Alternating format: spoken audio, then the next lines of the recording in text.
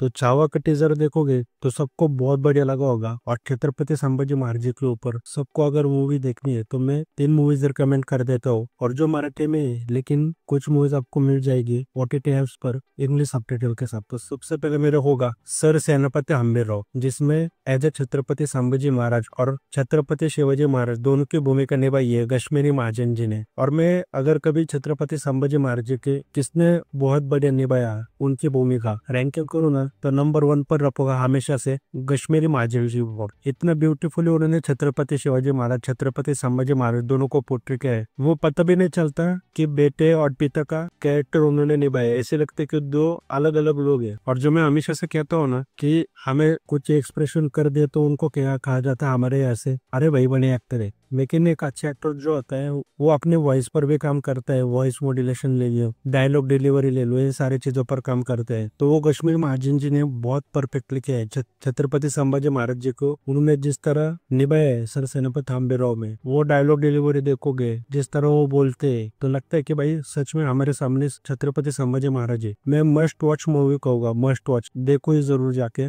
Disney Hotstar पर English subtitle में मिल जाएगी। और सबसे बढ़िया बात मुझे क्या लगी पता है क्या, उस मूवी से छावा में देखोगे ना तो विकी कौशल को हम देखते हैं एज ए छत्रपति संभाजी महाराज, वो रुद्रावतार धारण जो करते वो कहते उसी तरीके से दिखा है पूरे ट्रेलर में। तो वो जरूर जब युद्ध लड़ते थे तो वो रुद्रावतार धारण कर लेते थे। लेकिन एक उनकी दूसरी भी साइड थी, वो शस्त्र के साथ शास्त्र का भी उनको बहुत ज्ञान था और उन्होंने 9 साल में किताबें लिखी थी। तो वो एक जो कामनेस होती है वो भी उनके अंदर थी, क्योंकि सिर्फ युद्ध ही नहीं लड़ना था उनको अपने जो रैयत होते यानी जो उनके राज्य के लोग थे उनका भी समस्या सॉल्व करनी थी। तो जो लोग रोज उनके पास लोग समस्याएं लेकर आते थे तो वो बैठकर सुनते थे, फिर अपने सूझबूझ से वो सॉल्व करते थे। तो वो सर सेनापति हंबीरराव में देखोगे तो कश्मीर महाजन जी की एंट्री होती है एज छत्रपति संभाजी महाराज, वो लेखन कर रहे हैं, कुछ लिख रहे हैं। तो उसे सब बहुत उन्होंने सिंबलाइज करके देखा है कि जो छत्रपति संभाजी महाराज जी थे वो कितने काम थे, कितने सूझबूझ से शांत रहकर अपना राज्य चलाते थे। जैसे आनंद पंत को उनके सामने लाया जाता है,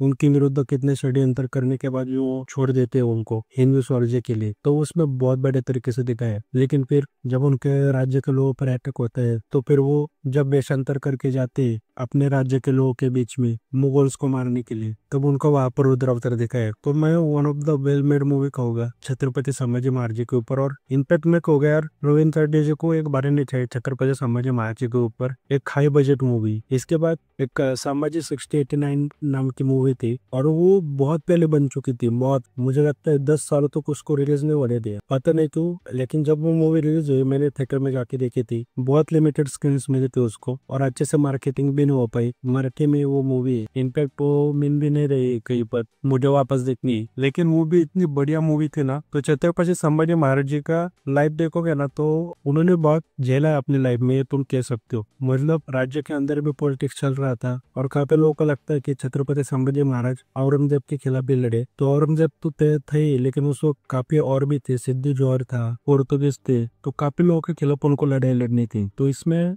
संभाजी 6089 जो है उसमें सबसे पहले जिन्होंने उनका परफॉर्मेंस किया है उन्होंने बहुत बड़े तरीके से किया है। जो एक क्रेज दिखा है ना उन्होंने, जो आप मतलब खास करके जो छत्रपति संभाजी महाराज जी की हमें पता है कि जो उनके अंतिम क्षण थे वो किस तरह गए, औरंगजेब ने किस तरह टॉर्चर किया, फिर भी वो झुके नहीं। और उनमें वो जो आग थी तब भी अगर उनके हाथ खोल दिए जाते तो वो औरंगजेब को वहीं पर मार डालते। वो इस मूवी में कुछ बहुत बड़े तरीके से देखने को मिला संभाजी 6089 में। और इसमें जो अंदर भी पॉलिटिक्स चल रही थी जिसे उनको मार डालने की कोशिश हुई थी उसको भी दिखाया है। और उसके बाद बात करें ठाकुर अनूप सिंह की धर्म रक्षक महावीर छत्रपति संभाजी महाराज जो अभी आई थी मूवी। और जब ये मूवी आई थी ना पहले तो मेरा ये हुआ था कि यार मतलब मुझे ये लगा था कि यार छत्रपति संभाजी महाराज जी की मूवी आ रही है ना तो उसको रियलिज्म के आसपास रखो। तो जो मैं गलत था, जब मूवी देखी ना और कश्मीर महाजन जी ने जैसे मैंने कहा छत्रपति संभाजी महाराज जी की मूवी भूमिका निभाई है, उसके बाद मैं सोच नहीं सकता कि इसको छत्रपति एज ए छत्रपति संभाजी महाराज कश्मीर महाजन के अलावा। लेकिन जब मैंने मूवी देखी नहीं इतनी बढ़िया मूवी थी वो। मतलब जब मैंने छावा देखी, अब उसमें इतनी सिनेमेटिक लेवल की ली गई है और छावा का जो बजट है उससे मैं कंपेयर करूँ उस मूवी को धर्म रक्षक महावीर छत्रपति संभाजी महाराज, जिस बजट में वो मूवी बनी है मतलब हेड्स ऑफ ही कहना पड़ेगा उसके उनके मेकर्स को कि इतने कम बजट में उन्होंने इतने बढ़िया मूवी बनी। मतलब सच में वो मूवी देखोगे ना तो उसके विजुअल्स बहुत बड़े देखने को मिलते हैं। और उसमें कुछ ऐसे सीन भी थे जैसे उसे बहुत दे देते थे, खास करके वो एक नाव पर वो सीन था कि छत्रपति संभाजी महाराज किसी का सर काट के ले जाते हैं, तो काफी ऐसे सीन्स तो उसमें बहुत बड़े तरीके से दिखाए थे। और वो शायद ओटीटी पर आए नहीं अभी, लेकिन जब भी आ जाए तो मैं जरूर कहूँगा वो जरूर देख लो। मतलब जो मैंने दो मूवीज बताया अभी, सर सेनापति हम्बीरराव और सामरिक 6089, तो इसके अलावा इस मूवी में देखोगे ना तो इस मूवी में कलर ग्रेडिंग बहुत अच्छे से की गई है। मूवी की जो कलर पैलेट जो होते हैं ना वो बहुत बड़े हैं इस मूवी में। और उसके बाद दिग्पाल लांजेकर जी की शिवरायंत छावा जो अमेजोन प्राइम पर देखने को मिल जाएगी। और इनफैक्ट मैं भी कहूंगा कि जो आउटसाइड महाराष्ट्र है या फिर जिन्होंने भी मूवी देखी है वो भी एक बार रिव्यू करके बता दे या फिर कमेंट करके बता दे कि उनको कैसी मूवी लगी, क्योंकि यार मुझे मूवी इतनी अच्छी नहीं लगी थी। और मैं सोच रहा था कि दिग्पाल लांजेकर जी जैसे डायरेक्टर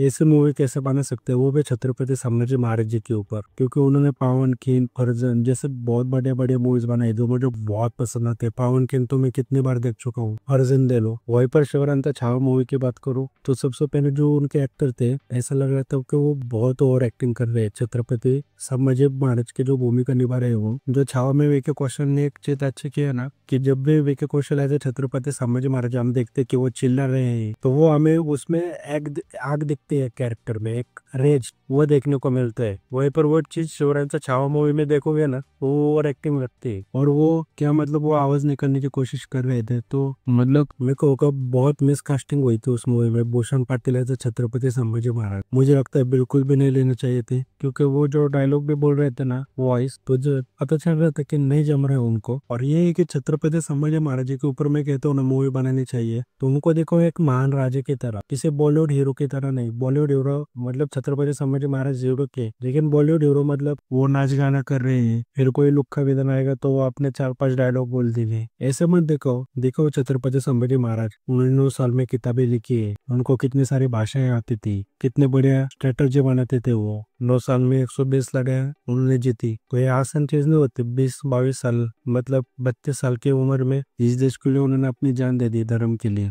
मतलब 22-23 साल की उम्र में वो लड़ाई लड़ते थे, तो कितने कम उम्र में उनको राज्य की जिम्मेदारी संभालनी पड़ी। आज 22-23 साल में हम सोच भी सकते हैं क्या तलवार लेकर हजारों लोगों से लड़ना, स्ट्रेटजी बनाना। वो छोड़ो, हमें 4 लैंग्वेज भी बोलने आती है क्या 23 साल में? किताब लिखने की भी सोच सकते हैं आज हम, लेकिन उन्हें 9 साल में किताब लिखी, उनको इतनी लैंग्वेज आती थी। तो बॉलीवुड हीरो से वो ज्यादा बढ़कर थे, तो उनको उसका वो जो ऑरा था वो देखो। तो वो शिवरायंत छावा में देखते हम कि बहुत कैसे बॉलीवुड हीरो की तरह उनसे डायलॉग बोलवाए जा रहे हैं। तो वो सिर्फ एक मूवी थी जो मुझे पसंद नहीं आई, बाकी सब मूवी में कहूँगा बहुत अच्छी थी। और ये शिवरायंत छावा मूवी प्राइम पर अवेलेबल है, तो आप देख कर बताओ मुझे आपको कैसी लगी। और एक सीरियल भी थी डॉक्टर अमन कोहली जी की मराठी में, वो भी मैं कहूँगा अच्छी है। खास करके उसमें एक एपिसोड है, एपिसोड नंबर 133। अगर कोई मराठी लैंग्वेज बोल रहा है तो मैं उनके लिए कहूँगा मस्ट वॉच वो एपिसोड है, मुझे वो बहुत पसंद आता है। एपिसोड 133 133 एपिसोड में इतनी बार देख चुका हूँ उसमें कि उसमें बताते हैं कि हिंदुओं ने क्या क्या झेला है। तो वो भी मेरे को अच्छी सीरीज लगती है मुझे,